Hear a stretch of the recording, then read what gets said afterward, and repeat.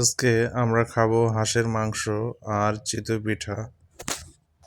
আর শীতের চিতই পিঠা খাবো, এই জন্য হাঁসের মাংস এখানে 1.5 কেজি মতো কেটে নেওয়া হয়েছে।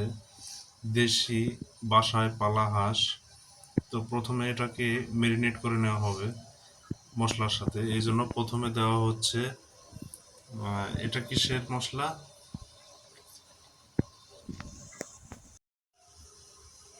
হাঁস রান্না করার জন্য এখানে প্রথমে মশলা বেটে নেওয়া হয়েছে। কি কি মশলা আছে তুমি বলো একটু।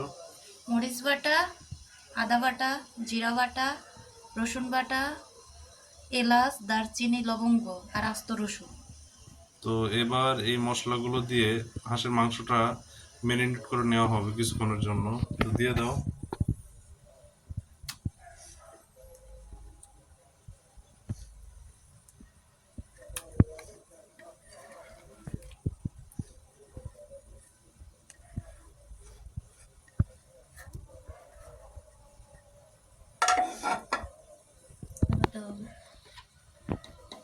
তারপরে পরিমাণ মতো হলুদ দেওয়া হচ্ছে।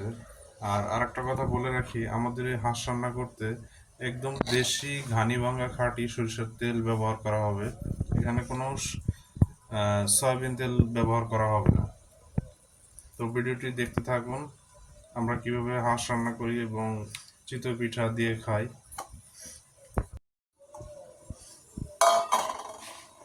তো মশলাগুলো প্রথমে ঢেলে দেওয়া হলো হাঁসের মাংসের ভিতরে।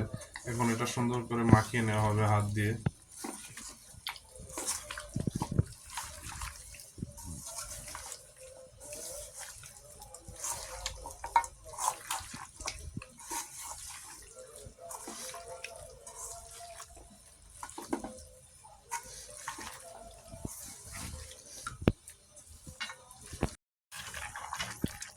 আমাদের হাঁসের মাংস চুলায় উঠে গেছে এবং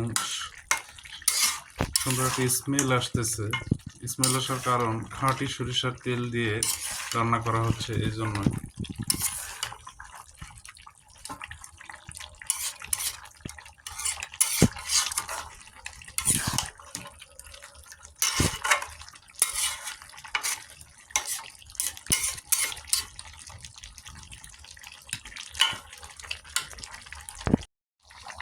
আমাদের হাঁসের মাংস রান্না শেষের দিকে।